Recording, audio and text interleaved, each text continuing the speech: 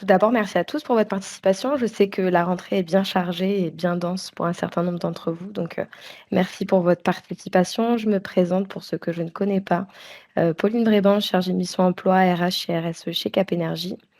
Il vous aura pas échappé que, un des enjeux à l'échelle européenne aujourd'hui est, d'assurer la transition écologique avec des objectifs ambitieux et des réglementations croissantes et Cap Énergie, dans ce contexte de transformation est là pour vous accompagner à intégrer la RSE, dans vos enjeux de développement et de croissance et donc c'est pour ça qu'on se réunit aujourd'hui sur la thématique de la CSRD. Heu, L'heure sera découpée en 4 temps forts. Une première partie sur les bases et la méthodologie de la CSRD.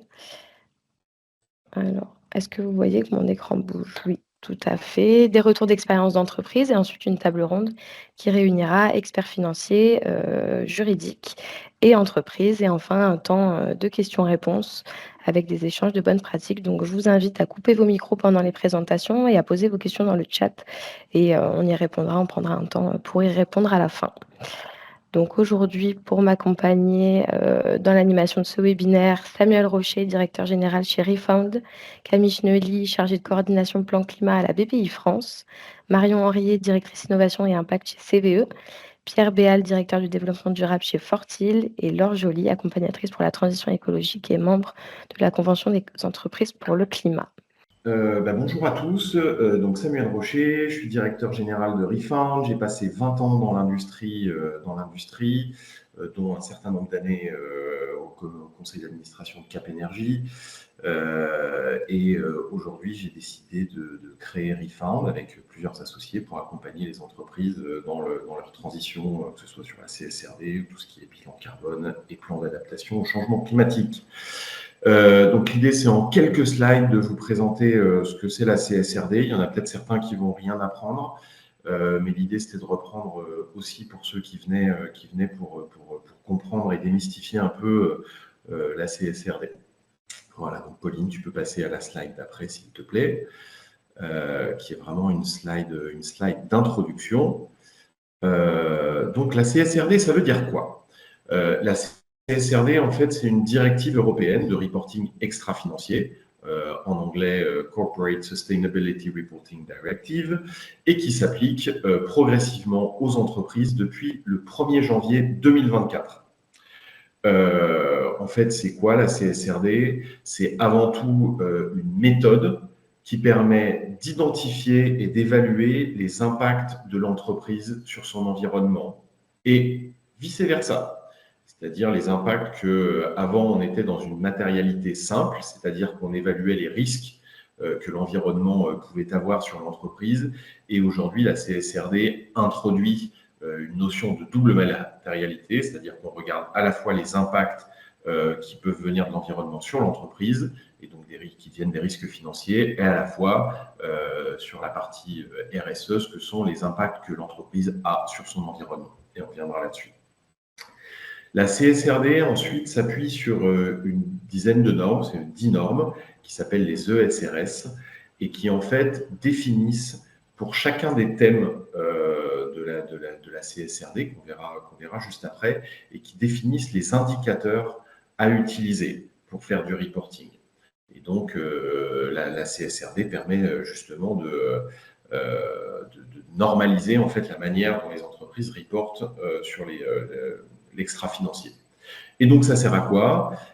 Cette directive européenne, elle sert à contraindre, et on ne va pas se cacher, elle sert à contraindre les entreprises à évaluer leurs impacts et surtout à être transparents sur leurs impacts RSE. Et elle sert pour les investisseurs, le public, INCO, à pouvoir comparer les entreprises dans leur dynamique et dans leur démarche RSE pour en particulier être capable de distinguer si les entreprises font du greenwashing ou si elles font vraiment quelque chose sur ces enjeux-là. Voilà, pour info, le chat est ouvert aux questions. J'y répondrai peut-être, on les prendra à la fin. Mais n'hésitez pas à les mettre dans le chat et on les traitera. Voilà. Pauline, tu peux passer sur la slide d'après, du coup. Voilà, donc l'idée de cette slide, c'est de présenter un petit peu la méthodologie. Donc, en tout premier lieu, là, au centre de la slide, vous avez les 10 thèmes traités, couverts par la CSRD. Donc, il y en a 5 sur l'environnement, le climat, la pollution, tout ce qui est eau et ressources marines, la biodive et les écosystèmes, l'économie circulaire, au niveau social, tout ce qui a attrait à la main-d'œuvre de l'entreprise, tous les travailleurs de la chaîne de valeur, les communautés affectées, les utilisateurs et consommateurs finaux. Et enfin, en termes de gouvernance, un gros sujet sur la conduite des affaires. Et donc, pour revenir à ce que je vous disais précédemment, chacun de ces thèmes donne lieu, en fait, a été traduit dans une ESRS, donc une norme qui définit quels sont les indicateurs à utiliser pour reporter sur chacun de ces sous-thèmes. Pour info, au total, en fait, tous ces thèmes sont divisés en sous-thèmes et la CSRD définit 1078 sous-thèmes sur lesquels il y a des indicateurs. Les ESRS définissent des indicateurs. Ça fait beaucoup comme ça, mais justement, l'idée, c'est de pouvoir identifier quels sont rapidement quels sont les thèmes en fait qui sont matériels pour une entreprise. Et donc, la grande méthode, en termes de méthode, il y a 5 grandes étapes pour la CSRD. Il y a une étape qui est hyper importante en amont, au début de la démarche, qui consiste à en fait analyser votre activité, votre chaîne de valeur, pour pouvoir identifier assez rapidement en fait ce que vont être les grandes poches de risque ou d'impact.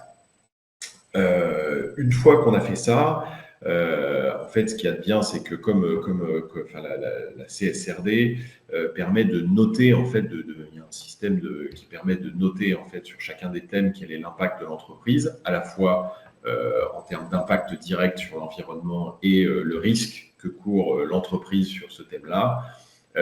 Et cet exercice permet d'aboutir en fait à une matrice de double matérialité. Alors l'idée, ça ne va pas être de faire l'exercice sur les 1078 sous-thèmes, mais justement tout le travail, l'enjeu, c'est d'identifier ceux qui sont vraiment importants.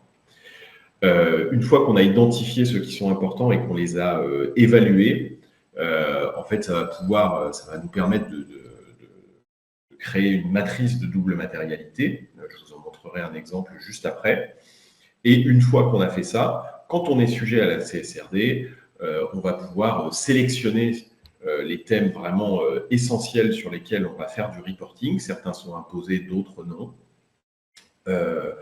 On va ensuite, du coup, une fois qu'on a sélectionné ces thèmes de reporting, on va pouvoir faire une analyse d'écart, c'est-à-dire identifier les données qui sont disponibles dans l'entreprise versus celles qui ne le sont pas et sur lesquelles la CSRD définit que si un thème, par exemple le climat, est matériel pour l'entreprise, il y a des indicateurs définis avec des données à fournir et l'analyse d'écart va permettre de définir ce qui est disponible versus ce qu'il va falloir mettre en place en termes de données.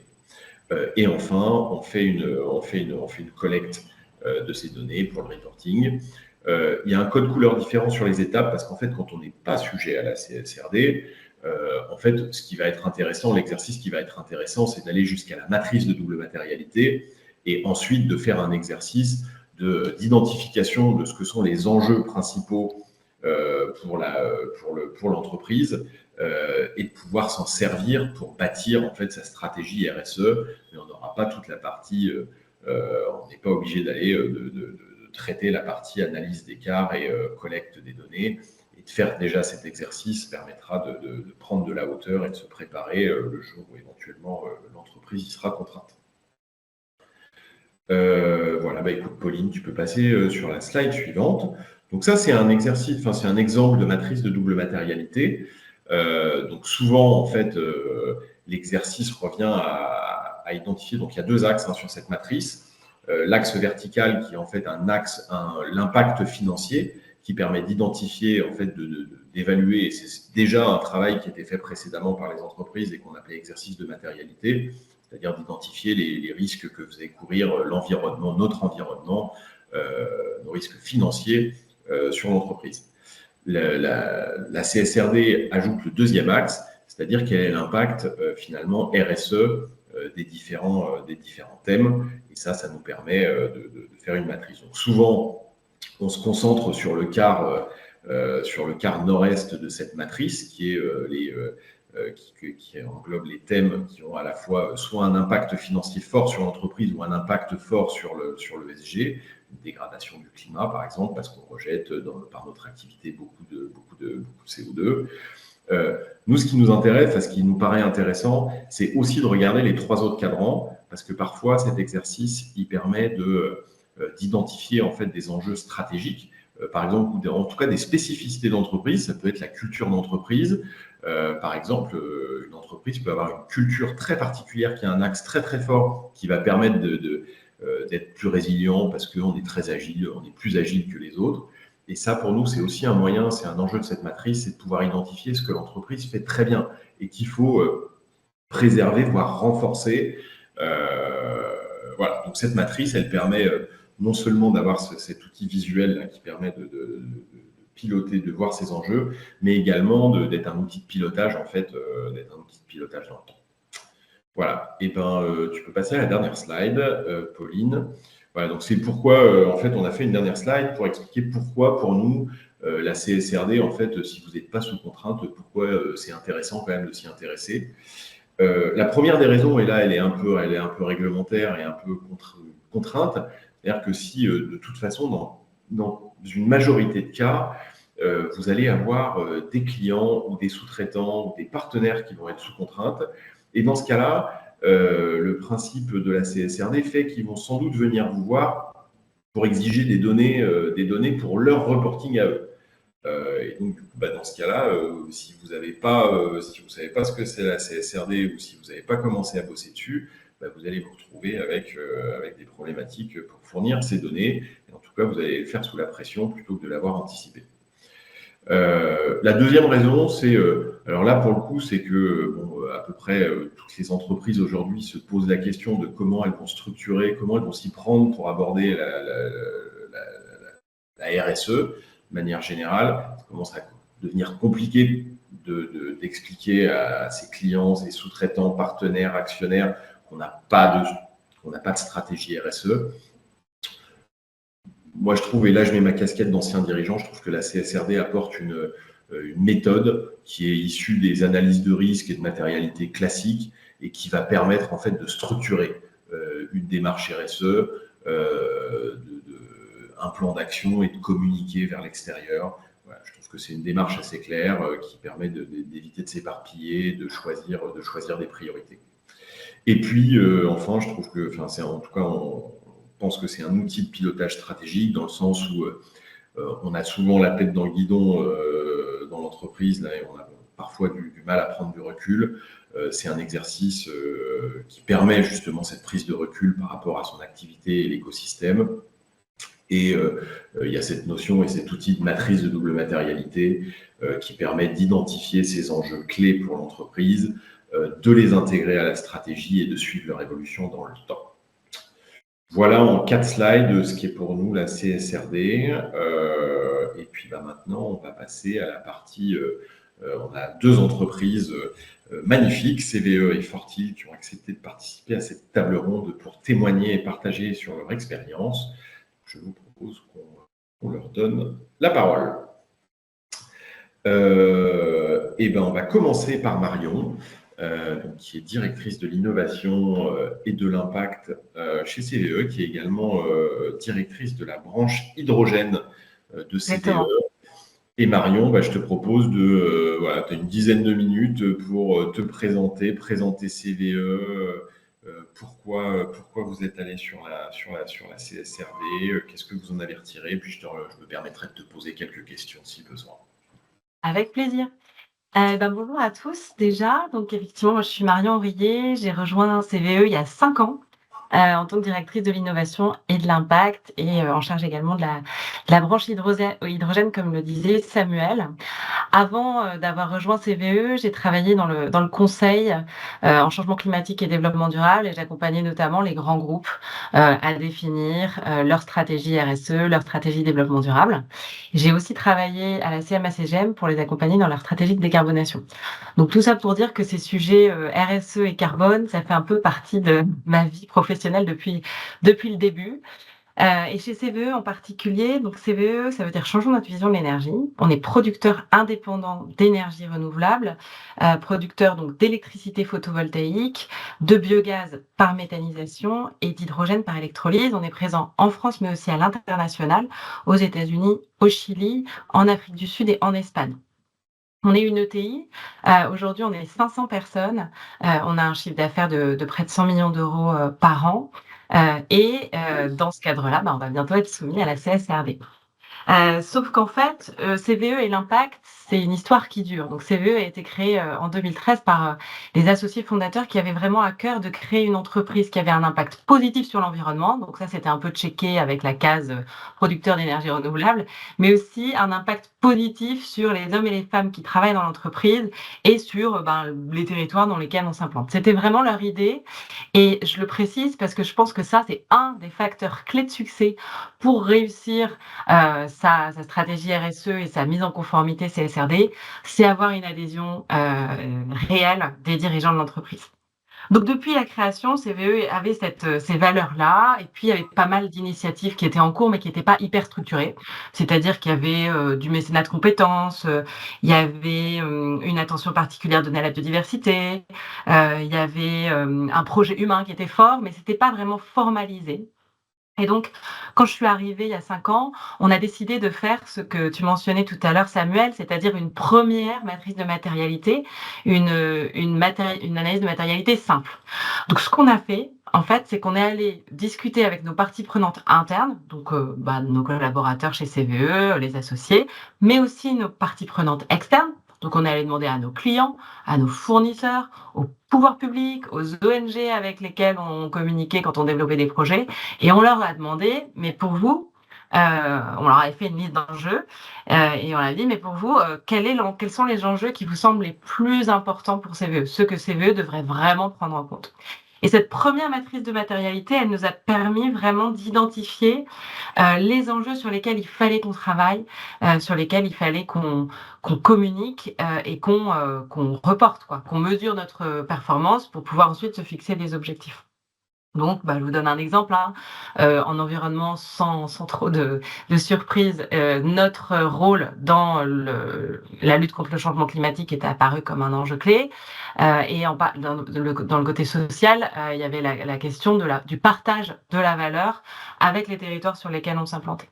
Donc typiquement, ça, c'était deux grands enjeux qui ressortaient de manière assez importante et sur lesquels, du coup, on a défini des indicateurs et on a travaillé. Alors maintenant sur la CSRD, en fait la CSRD est arrivée un petit peu après, toute cette formalisation de démarche RSE, et j'avoue que le fait d'avoir déjà travaillé ça, ça nous a permis, de pas arriver dans une jungle sans rien du tout, mais disons d'arriver dans une jungle avec un plan pour savoir où est le trésor et puis une machette qui nous permet de trouver notre chemin dans cette jungle. Et donc, on est vraiment parti avec une méthode un peu de gap analysis, c'est-à-dire on s'est dit: «OK, on a ça, c'est une matrice de matérialité, elle est simple, mais on l'a déjà. Par ailleurs, on est déjà ISO 14001, on fait déjà nos bilans carbone, on a déjà des collaborateurs qui sont acculturés. Et maintenant, regardons qu'est-ce que nous demande de faire la CSRD. Et on a comparé les deux pour identifier le gap, en fait, et voir uniquement le petit bout de chemin qui nous restait à faire pour pouvoir être compliant avec la CSRD. Donc concrètement, on a regardé les ESRS là, que tu décrivais tout à l'heure de l'Europe, qui donne une liste d'enjeux, on a croisé avec notre matrice, ce qui a fait un premier filtre. Et puis, on a regardé ce que font aussi nos concurrents, on a fait un benchmark sectoriel, et ça nous a permis d'aboutir à quelques enjeux clés sur lesquels on travaille à définir notre point de départ, notre objectif et notre feuille de route pour les atteindre. Voilà, après, si vous voulez, je peux vous partager des écueils à éviter. Bah oui, bah, alors en retour, là, du coup, si tu as effectivement trois bonnes pratiques pour réussir et trois trucs qu'il faut absolument éviter pour pas se planter.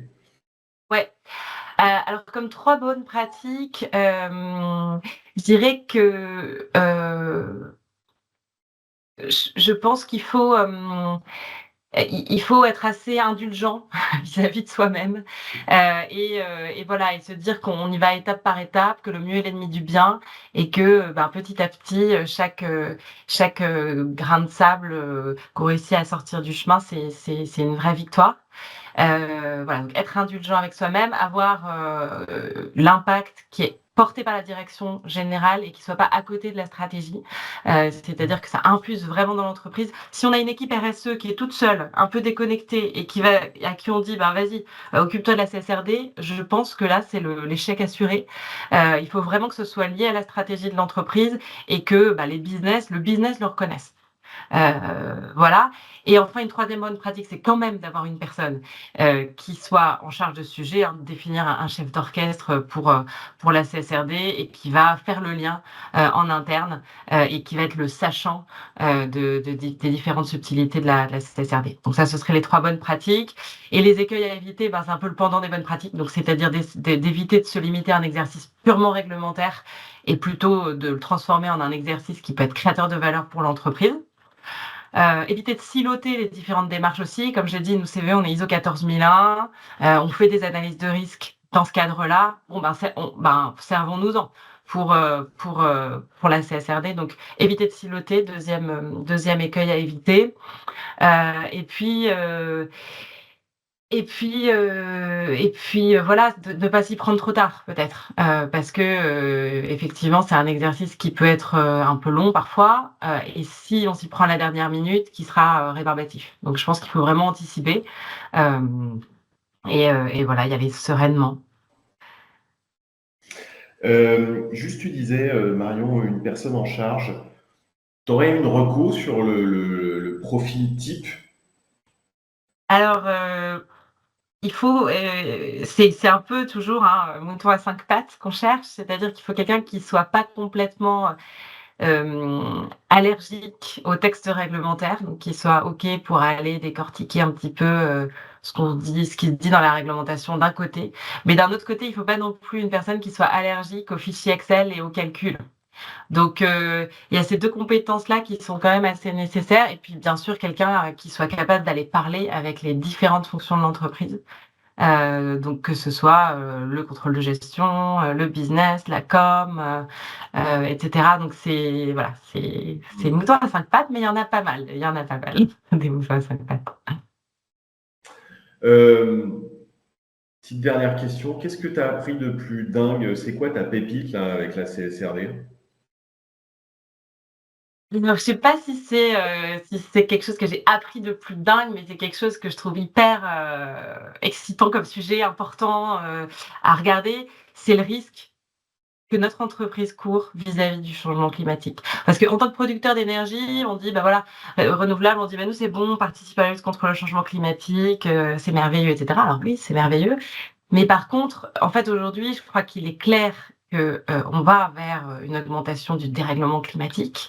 On va essayer de l'atténuer au maximum, bien sûr, mais on y va et donc être en mesure d'évaluer nos risques vis-à-vis du changement climatique, c'est quelque chose qui est hyper important et qui va peut-être, en fait, avoir des impacts business très structurants. C'est-à-dire que peut-être qu'on va décider de pas investir dans ce projet parce qu'il est trop à risque vis-à-vis du changement climatique ou alors de le faire différemment, alors qu'on n'aurait pas eu ce type de réflexion avant. Donc c'est vraiment ce lien avec la stratégie de l'entreprise qui passe par le côté risque, qui me semble, extrêmement excitant. Je vous donne un autre exemple. Par exemple, on pourrait se dire, nous, parfois, bon, bah, on se contente d'un exercice réglementaire sur l'analyse de l'impact biodiversité de nos projets. Sauf qu'en fait, si on se contente que de ça, bah, en fait, nos projets ne seront pas bien acceptés par le territoire et donc nos projets auront des temps de développement qui seront très longs et donc nos projets auront des coûts de développement qui seront très élevés. Et donc là, de la même façon, c'est un peu une analyse de risque vis-à-vis de l'acceptabilité des projets. C'est de se dire, bah tiens, on va faire le projet différemment parce que à la fin, il faut prendre en compte les impacts financiers, mais aussi les impacts extra-financiers. Donc c'est voilà, c'est cette nouvelle façon de prendre des décisions, moi, que je trouve excitante sur ce sujet. Waouh, canon. Eh ben, écoute, Marion, je pourrais te poser des questions pendant 2 jours, là, mais Ouais. malheureusement, on est un peu contraint sur le temps. On va passer à Pierre, du coup. Merci Marion, Merci en tout cas pour ce témoignage top. qui témoigne de l'engagement de CVE, donc c'est super, merci beaucoup. Pierre, je t'invite effectivement à passer au même exercice. Est-ce que tu es parmi nous?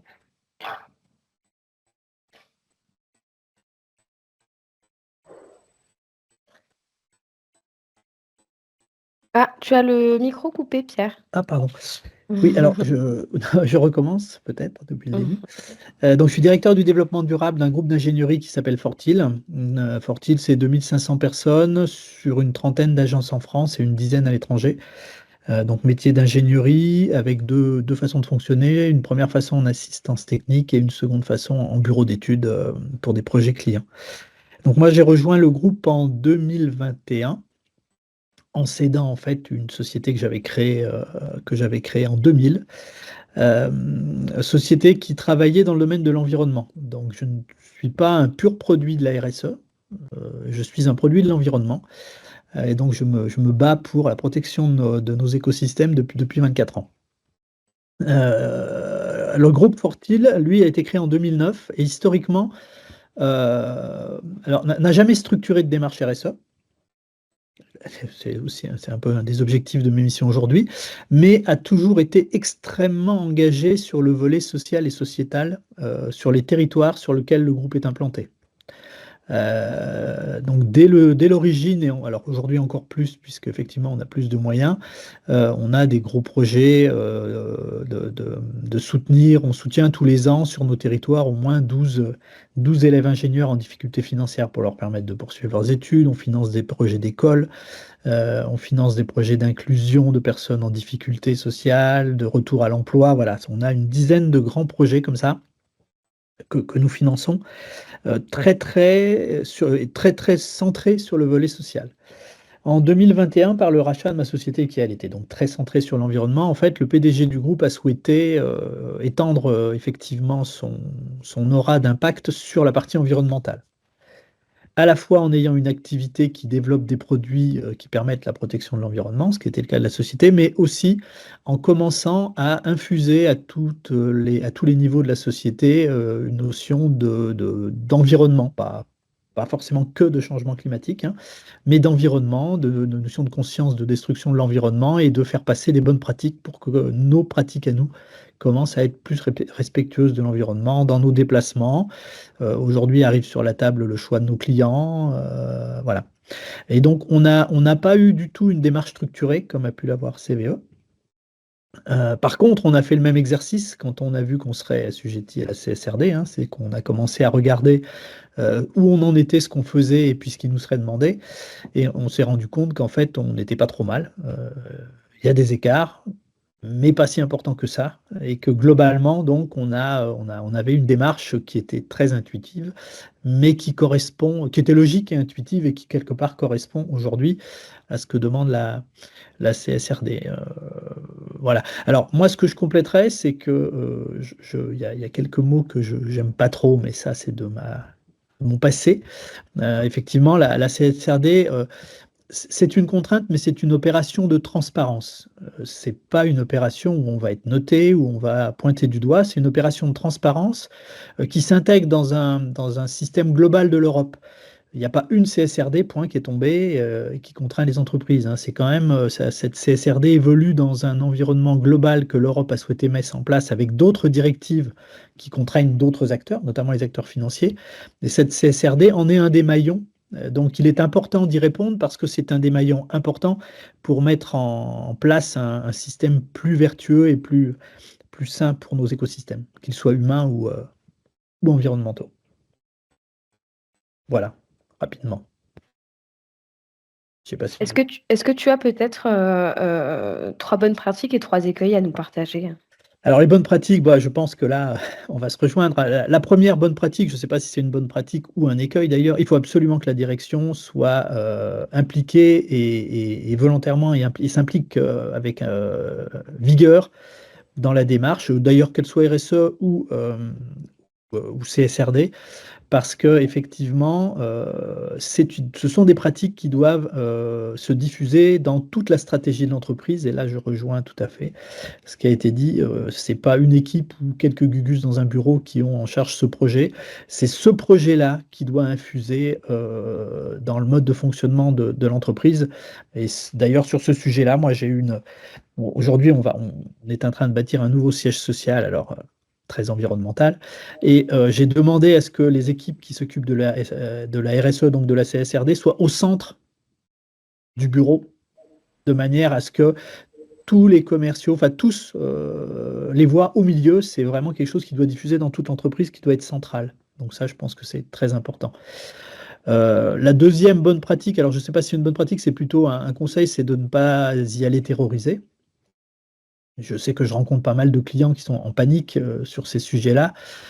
Mais non, enfin, oui, c'est du travail, mais il faut, comme l'a dit aussi l'intervenante, l'aborder sereinement. Il y a du boulot, mais c'est un boulot qui va permettre, peut-être un petit peu à l'image des normes ISO 9000 il y a quelques dizaines ou vingtaines d'années, de structurer l'entreprise. Et surtout, et ça c'est très important, et ça a été dit aussi, ça permet de voir tous les dangers qui guettent l'entreprise sur tous les sujets qui vont être abordés pour la CSRD. Et on peut en découvrir où on se dit, mais tiens, mais ça, je ne me rendais pas compte à quel point je pouvais être fragile face à cet aléa climatique, face à cette ressource naturelle qu'en fait un de mes fournisseurs utilise énormément. Je dépends complètement de ce fournisseur. Si elle vient à manquer, ma chaîne est rompue. Ça, je pense que c'est vraiment un exercice de pérennisation de l'entreprise. Il faut vraiment le prendre comme ça. Je pense que c'est dans ce... Enfin, moi, je le vois vraiment comme ça, de pérennisation des bonnes pratiques et de l'entreprise. Ça, c'est le deuxième point que je verrais important. Le troisième point, c'est de l'importance d'engager toutes ces parties prenantes. Ne pas négliger toutes ces parties prenantes parce que c'est avec elles qu'on arrivera à avancer plus vite et bien. C'est des choses qui souvent sont un peu négligées, on les interroge comme ça, mais non, les interroger c'est une chose, les engager c'en est une autre, et je pense que c'est très très important dans ce qui nous attend, hein, parce que encore une fois, comme ça a été dit en préambule, on est plutôt sur du +4 que sur du +1,5, et les conséquences sur nos entreprises vont être importantes, il ne faut pas l'oublier. Comment tu t'y prends, Pierre, pour justement, toi, de ton côté, consulter les parties prenantes? Là, Marion nous a un peu dit qu'ils avaient, il y a 5 ans, là, consulté largement un petit peu tout le monde. Comment vous y êtes pris, vous? Alors, de deux façons différentes. Sur nos agences, un petit peu partout, on a fait des questionnaires, on a demandé aux clients des rendez-vous pour échanger avec eux sur ces sujets-là. Donc on a passé 1 heure, en gros entre 45 minutes et 1 heure, avec des gens qu'on avait choisis. Et au niveau du siège, où on a quand même une grosse interaction avec tout le monde, là, on a fonctionné en atelier. Voilà, on les a invités à un petit atelier de travail. Souvent lié à un événement, en fait. On n'a jamais fait un atelier comme ça, en leur disant: «Faut venir, il y a un atelier». Comme en ce moment, on est engagé dans un grand projet de soutien des écoles à la connaissance du changement climatique. En fait, on profite de l'inauguration des projets dans des écoles pour faire venir un industriel qui est un de nos clients, ou une collectivité territoriale, ou nos banques. Donc on les invite à l'événement et puis on en profite, on prend 45 minutes un petit peu à côté, comme ils sont un petit peu dans le jus là, puisqu'ils sont un petit peu sur le thème, pour échanger avec eux sur ce qu'ils attendent de nous, ce qu'eux-mêmes sont en train de faire. Voilà. Super, merci beaucoup. On va peut-être passer à la table ronde et à la suite, puisque le temps file à toute allure. Je vois qu'il n'y a pas de questions dans le chat. Je pense que tout est clair, mais surtout, voilà, je vous rappelle de ne pas hésiter à poser vos questions si vous en avez à nos intervenants. Pour poursuivre, peut-être, on va s'intéresser à l'aspect financier, investissement. Camille, je me tourne virtuellement vers toi pour une première question. Comment est-ce que la CSRD va impacter l'accès au financement pour les entreprises? Et ben, bonjour à tous, pour ceux que j'ai pas salués tout à l'heure. Effectivement, ça va être un vrai enjeu, hein, d'accès au financement, et plus généralement, en fait, la prise en compte de tous les aspects de ce qu'on appelle globalement l'impact, hein. Donc évidemment, les émissions de gaz à effet de serre au travers des bilans carbone, mais toutes les notions d'impact, la biodiversité, etc. Et donc, il y a plusieurs choses qui sont en cours en termes de travaux vis-à-vis de la prise en compte de ces éléments pour les financiers, hein, banques ou investisseurs. Bon, déjà, côté investisseurs, toutes les entreprises qui ont des fonds dans leur giron savent qu'elles sont déjà interrogées avec des questionnaires très structurés sur ce qu'on appelle l'ESG, donc le sociétal, la gouvernance et l'environnemental. Donc ça, c'est déjà pris en compte. Par ailleurs, la Banque de France intègre, hein, est en train de travailler sur des modélisations pour intégrer les enjeux environnementaux à ces grilles de calcul, de notation. Donc évidemment, qui dit intégration à la notation Banque de France dit impact sur l'accès au crédit et sur les conditions de taux, hein, auxquelles les entreprises vont pouvoir prétendre. Donc voilà, c'est un des aspects fort importants. Et puis pour parler plus précisément de ce que nous on fait chez BPI France, nous on s'est mobilisé depuis les accords de Paris 2020 et notamment au travers de groupes de travail sectoriels pour se forger des convictions sur les grands enjeux des différents secteurs qu'on adresse, hein, et qui sont très nombreux.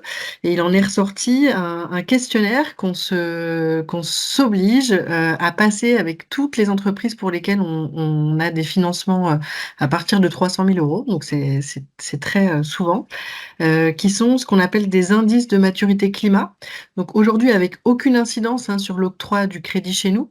En revanche, ça permet d'acculturer les entreprises à toutes ces questions, à se les poser. Et évidemment, au sortir de ces entretiens, c'est vraiment un outil qui se veut pédagogique. Et donc l'entreprise repart avec le résultat de son questionnaire, dans lequel elle a une note qui a une composante sectorielle, hein, quelles sont la pression des pairs, la pression réglementaire, la vitesse de décarbonation attendue, etc., sur son secteur. Et puis, où je me situe, moi, entreprise, parmi mes pairs, donc avec tout un tas d'items qui sont vus, quels sont les KPI que je suis, qu'est-ce que j'ai mis en place en termes de gouvernance, comment je réfléchis à mon business model, etc., etc., mon plan d'action. Et donc, voilà, c'est un des outils pédagogiques qu'on a mis en place pour préparer les entreprises à avancer, et notamment compte tenu de la pression réglementaire forte de l'Europe qui arrive sur toutes ces questions. Et on sait, comme ça a été dit précédemment, hein, que les entreprises ne partent pas de zéro, elles ont toutes fait plein de choses. Et l'intérêt de la CSRD, ça va effectivement être d'une part de structurer toutes ces actions. Donc qui dit structurer, dit chiffrer et dit valoriser aussi, hein. Donc c'est une vraie opportunité de pouvoir valoriser tout ce qu'on fait quand on a avancé sur ces sujets. Et d'autre part, ça va permettre une plus grande comparabilité des entreprises les unes vis-à-vis des autres. Voilà, vis-à-vis de tout ce que fait l'Europe pour atteindre son objectif neutralité carbone. On voit qu'il y a vraiment un enjeu vis-à-vis de ça, au travers de la taxonomie, hein, qui est l'outil qui est un peu le dictionnaire européen pour se mettre d'accord sur ce qu'on considère comme des activités vertueuses vis-à-vis des autres. Et puis la CSRD, qui va vraiment structurer tout ça et permettre la comparabilité des entreprises. Donc côté financier, eh bien, en fait, les banques, hein, et dont BPI France font partie, montent en compétence sur tous ces sujets, hein. Moi, c'est une de mes missions, de faire monter en compétence les collaborateurs. Et je m'inscris complètement dans ce qui a été dit auparavant, c'est que tout le monde, petit à petit, intègre ces notions, et effectivement, il faut y aller. On n'a pas toutes les compétences dès le départ, hein, mais il y a 4 ans, 5 ans, quand on parlait de bilan carbone, c'était la même chose. Et aujourd'hui, c'est assez clair pour tout le monde. Donc, il faut commencer par un bout, être indulgent, comme c'était dit, et puis en tout cas, enfin, faut pas que ce soit un frein pour avancer dans ces questions. Et il y a la CSRD peut se faire donc dès lors qu'elle est obligatoire, mais il y a aussi un volet CSRD simplifié volontaire pour les entreprises qui sont pas encore soumises. Donc je reviens là-dessus pour dire que c'est un vrai enjeu de structuration et de valorisation des actions menées. Je m'arrête là parce que j'ai déjà été un peu longue. Non, super, merci beaucoup. On voit que c'est un enjeu à saisir et qu'il y a des opportunités. Est-ce que la BPI propose des outils pour accompagner, d'autres outils que ceux que tu as peut-être déjà présentés, pour accompagner les entreprises sur la CSRD? Oui, tout à fait. Alors Pauline, je ne sais pas si tu l'avais, je t'avais partagé un support, mais je peux Ouais, je vous le repartagerai après sinon. je vais te le mettre à l'écran. Ah Hop. bah génial. Génial. Effectivement, donc dans notre plan climat, hein, dont je parlais là, qu'on a initié en 2020, on a vraiment essayé d'être dans une logique très pratico-pratique en interrogeant. On est parti de l'interrogation des besoins des entreprises. Merci Pauline, on voit bien. Au travers d'une étude qu'on a menée et qu'on mène tous les ans pour l'actualiser, sur le rapport des dirigeants à la transition écologique et énergétique. Et il en est ressorti que une très grande majorité est convaincue. En revanche, dans la mise en action, ça patine. Et donc, on a essayé vraiment d'identifier les freins principaux et bien souvent, voilà, c'est par quel bout on le prend, ce sujet. On est convaincu, mais on ne sait pas comment s'y prendre. Donc, plein d'outils qui existent. Les tout premiers là que vous voyez sur la gauche, ils sont accessibles en ligne et gratuitement. Et donc, il y a BPI France Université sur laquelle il y a tout un tas de contenus de formation. Il suffit de vous créer un compte et c'est totalement accessible. Des webinaires, par exemple, sur la CSRD et j'en passe. Le lab BPI France, donc comme je le disais, qui est plutôt sur de la prospective et pour comprendre les enjeux au travers de l'interrogation des dirigeants. Et puis, peut-être on va passer directement à la page suivante, parce qu'elle est assez bien faite. Si tu peux, Pauline. Voilà. On a fait un petit lien entre les dispositifs que l'on a et les ESRS de la CSRD auxquels elles répondent. Donc, on a notamment ce qu'on appelle les DIAG actions chez nous, qui permettent de faire un état des lieux de la situation. Où est-ce que j'en suis en termes de flux? Donc, le premier, DIAG écoflux, c'est mes consommations d'eau, d'électricité, de matières premières et mes productions de déchets. Le second, le DIAG décarbone action, là on parle du bilan carbone. Ensuite, on en a un qui est sur l'audit énergétique des bâtiments vis-à-vis du décret tertiaire. Ensuite, l'éco-conception. Bref, dans tous les cas, l'essentiel c'est d'avoir en tête que on peut faire plein de choses, on l'a déjà dit, vous êtes nombreux à faire déjà tout un tas de choses, mais parfois on peut passer à côté des vrais sujets, malgré le fait qu'on soit très engagé. Et on a des exemples d'entreprises hein, bon, je prends souvent un exemple, c'est une entreprise qui fait du coworking, donc qui propose des espaces de coworking, c'est son métier, et donc qui construit des bâtiments pour installer ses coworkers. Et donc c'est une entreprise qui est très engagée, qui a fait la CEC, voilà, qui fait tout un tas de choses en faveur, dans un objectif d'être plus vertueuse. Et en fait, ils n'avaient pas fait leur bilan carbone. Et ils me disaient, bon ben nous, compte tenu du fait qu'on construit nos bâtiments, notre impact carbone le plus fort, forcément, il est constitué par la construction de ces bâtiments. Bon, ce qui paraissait pas complètement idiot, hein. Et puis en fait, patatras, en faisant leur bilan carbone, ils se rendent compte qu'ils se sont passés complètement à côté de leur sujet, parce que ce qui est le plus impactant dans leur bilan, c'est les déplacements des coworkers. Voilà, une illustration de l'importance de faire un premier bilan, savoir où je suis, pour ensuite se constituer une feuille de route, un plan d'action qui soit judicieux d'un point de vue impact, évidemment, mais aussi vis-à-vis de ma situation propre et de mon business. Voilà. Ça permet effectivement, enfin, tu illustres extrêmement bien là, la nécessité de prendre un peu de recul là, avant de se lancer dans un truc bille en tête. Je suis désolé de me... Je m'arrête là. Ouais. C'est juste Le temps nous rattrape. Ouais, le timing est un petit peu court. On refera des choses de toute façon, mais là, on est obligé de survoler un peu. En tout cas, merci pour cet exemple-là qui est vraiment hyper précis, quoi. Pauline, du coup, tu as encore une question pour Camille ou on passe à Laure? Non, on passe à Laure. On a fini les questions pour Camille. Laure, je me tourne vers toi maintenant pour des précisions sur le volet réglementaire. Est-ce que tu peux nous préciser quelles sont les grandes étapes et les critères d'application de la CSRD? Oui, Pauline. Donc, bonjour à tous. Laure, juriste et aussi maintenant accompagnatrice des entreprises au sein de la CEC Provence-Méditerranée. Alors, pour l'application en fait de la CSRD, ce qu'il faut retenir principalement, c'est qu'on a 4 grandes dates, 4 paliers qui correspondent en fait à des tailles d'entreprise et de chiffre d'affaires. La première échéance est à 2025 pour toutes les entreprises de plus de 500 salariés et cotées en bourse.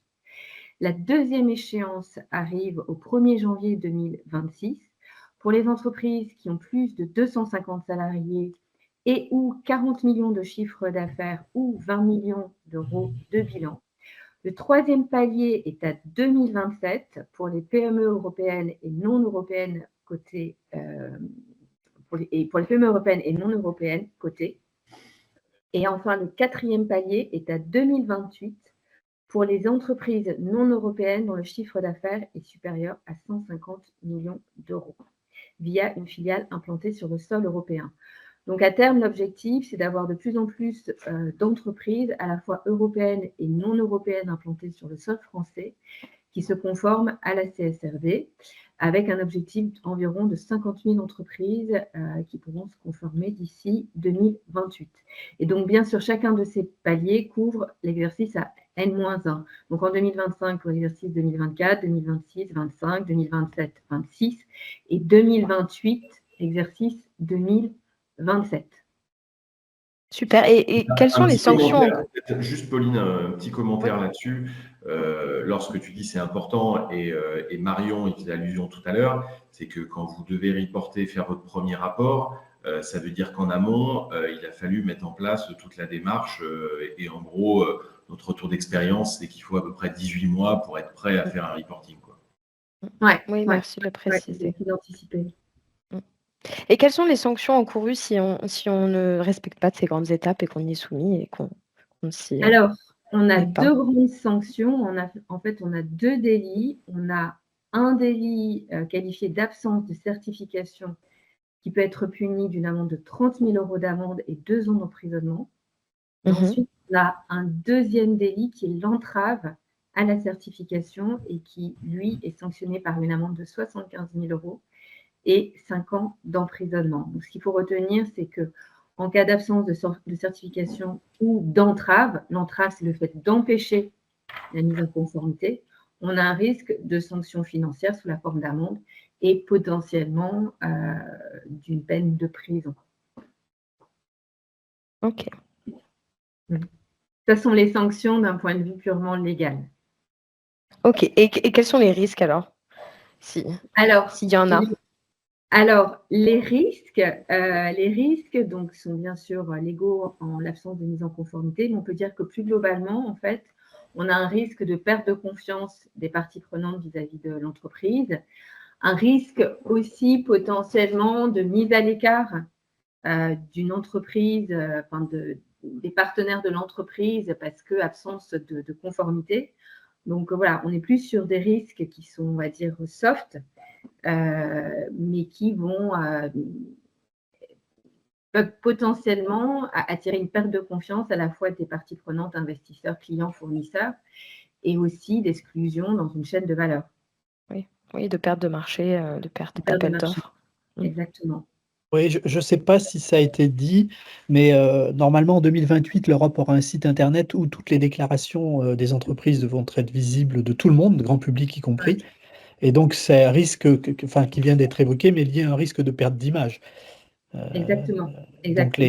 Donc ça, alors voilà, ça peut avoir une importance aussi, hein. Oui, et parce qu'il faut savoir aussi au niveau européen, il y a ce qu'on appelle depuis quelques temps le same level playing field. Donc, il y a cette intention que les entreprises se positionnent sur un niveau de concurrence, de compétitivité qui soit identique et qui leur permette d'agir dans un cadre réglementaire commun. On appelle le same level playing field au niveau européen. Super, merci pour ces précisions. Oui, et comme ça a été dit précédemment, la CSRD est certes une contrainte réglementaire, mais je pense que maintenant, il faut plus le voir comme une opportunité. Et pour les entreprises qui n'y sont pas soumises encore aujourd'hui, aussi comme un besoin d'anticiper, de s'adapter, parce qu'on le sait que ces réglementations vont évoluer et progressivement vont descendre en termes de périmètre d'application et qu'à un moment donné, ces critères vont s'appliquer à toutes les entreprises qui sont sur la chaîne de valeur. Aujourd'hui, dans les textes réglementaires, quel est ce seuil minimum pour les entreprises, donc celles qui ne seront même pas concernées après 2028? Alors, pour l'instant, ce sont les micro-entreprises qui ne sont pas du tout concernées. Ça, pour l'instant, les micro-entreprises ne sont pas du tout visées. Mais le seuil minimum, actuellement, se situe sur les PME européennes et non européennes. Il y a un point là-dessus, c'est que même pour les entreprises qui ne sont pas concernées, au bout d'un moment, ça va toucher tellement d'entreprises au niveau européen que de toute façon, même les entreprises qui ne sont pas concernées, leurs clients, leurs partenaires ou sous-traitants vont finir par leur demander des données qui sont nécessaires à leur reporting à elles. Donc, Exactement, c'est-à-dire que sans être obligé d'un point de vue réglementaire, les entreprises qui ne sont pas soumises en tant que fournisseurs et partenaires de ces entreprises qui sont contraintes vont de facto devoir se conformer d'une certaine façon aux critères de la CSRD. D'où la nécessité de s'inscrire dans une démarche, moi je dirais, d'anticipation et surtout volontariste en termes de mise en conformité. D'accord. Pour des PME, ça peut donc s'inscrire dans une démarche déjà de RSE, de bilan carbone si ça n'a pas été fait, parce que forcément, ça va influencer toute la chaîne de valeur. Donc, que vous y soyez contraint ou pas, je pense que, comme c'était mentionné au début, ça va être un outil de compétitivité, même pour les PME qui ne sont pas aujourd'hui contraintes. Est-ce qu'il y a d'autres questions, peut-être dans la salle? N'hésitez pas à allumer vos caméras si vous en avez. Je me permets de réagir. Il y a une question dans le chat sur comment mettre en œuvre la CSRD simplifiée volontaire.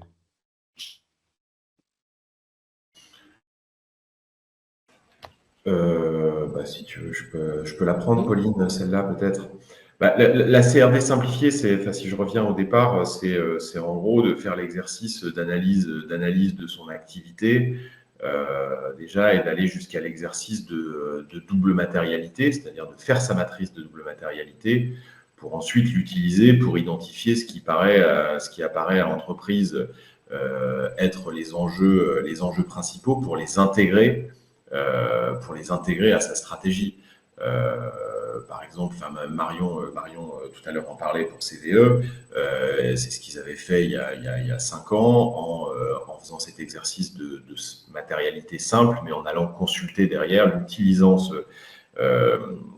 cet exercice pour consulter les parties prenantes et identifier ce qu'étaient les enjeux principaux de CVE. Dans le cas si on prend l'exemple de Fortil, ils ont identifié, ayant besoin comme leur ressource principale, c'était quand même les hommes et les femmes, mais ils ont identifié que le volet social était un de leurs enjeux principaux. C'est un exercice qui va permettre de structurer une démarche d'identification des enjeux principaux de l'entreprise. Et ça recouvre les 2 premières étapes de la CSRD, c'est-à-dire analyse de l'activité des parties prenantes, la matrice, l'identification des enjeux et la matrice de double matérialité. Et ensuite, qu'est-ce qu'on en fait, quel thème on sélectionne et comment on met en place, comment on développe un plan d'action. En fait, la CSRD, ça nous donne des outils finalement. Donc, c'est pouvoir piocher dans les différents outils que nous donne la CSRD pour pouvoir mettre en œuvre cette démarche volontaire. Moi, ça me semble particulièrement intéressant. Oui, et moi j'avais envie d'ajouter qu'en tant que juriste et aujourd'hui accompagnatrice des entreprises dans leur transition, cette réglementation aujourd'hui, il faut vraiment plus l'avoir comme une opportunité que comme une contrainte. Une opportunité d'adaptation et d'anticipation. Adaptation à un nouveau contexte environnemental, économique et aussi anticipation d'un fonctionnement qui va être différent pour les grosses entreprises et d'une réglementation qui va évoluer, puisque là déjà on a une évolution, on est passé de la NFRD à la CSRD et on risque d'avoir encore de nouvelles évolutions à l'avenir. Est-ce que la matrice de durabilité, c'est ça? Double matérialité, pardon. Est-ce qu'elle est simple à comprendre, on va dire, au niveau des entreprises, ou même pour cette première étape, on a besoin de se faire accompagner? Honnêtement, le principe, Philippe, est extrêmement simple. Sur un axe, on a l'impact financier des différents thèmes sur l'entreprise. Et sur l'autre, alors on les met dans le sens qu'on veut, mais et sur l'autre, c'est l'environnement. C'est l'impact que l'entreprise a sur son environnement. La difficulté, l'enjeu, donc sur le principe, n'importe quelle entreprise peut faire cet exercice. l'exercice où l'accompagnement peut faire gagner du temps et de l'objectivité, c'est le premier truc, c'est comment on fait pour y aller un peu à la serpe au début, pour éviter de parcourir les 1078 sous-thèmes de la CSRD. Et 2, c'est comment on objective la notation, parce qu'en gros, la méthode, la directive dit qu'il faut évaluer les impacts, mais ne donne pas de détails sur comment les évaluer. Il n'y a pas d'échelle, par exemple? Il n'y a pas d'échelle. Et par exemple, il y en a peut-être certains ont d'autres méthodes. Chez Refound, on a défini pour chaque critère, pour chacun des 1078 sous-thèmes, on a mis des définitions qui aident à réfléchir à comment est-ce que c'est 1, 2, 3. Voilà, donc c'est en ça que l'accompagnement peut accompagner. Après, une entreprise est tout à fait à même, je pense, de faire cet exercice. Au moins, Marion, on est un bon exemple chez CVE, hein, ils l'ont fait tout seul. J'en profite pour vous dire que je dois vous quitter malheureusement. Merci Mais à toi merci beaucoup pour cet atelier. pour ton Merci intervention. beaucoup, Marion. Est-ce qu'on peut prendre encore une question peut-être? S'il y en a dans la salle.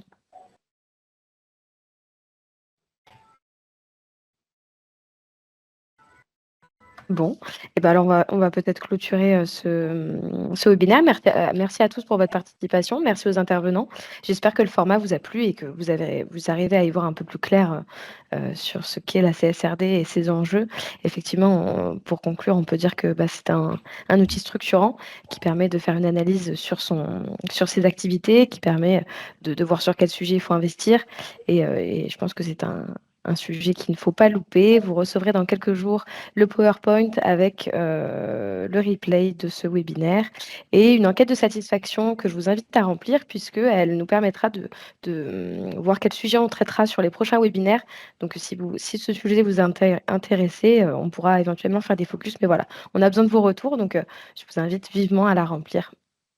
En tout cas, merci beaucoup. Merci Samuel, merci Camille, merci Pierre, merci Laure et merci aux participants. De rien. Merci beaucoup à tous. Juste un petit mot, Pauline, justement, dans le cadre de ton questionnaire de satisfaction, effectivement, la CSRD, vous avez vu, il y a beaucoup de thèmes derrière et de verticales. C'est un premier étage, là. Si derrière, il y a des thèmes particuliers que vous souhaitez aborder dans des prochains webinaires éventuels, n'hésitez pas à les mentionner dans le questionnaire. Dans l'enquête. Merci à beaucoup tous. et merci à Cap Énergie pour l'organisation et à Pauline en tant que maîtresse de cérémonie. De rien. Une très bonne journée à tous. Au revoir. Merci, au revoir.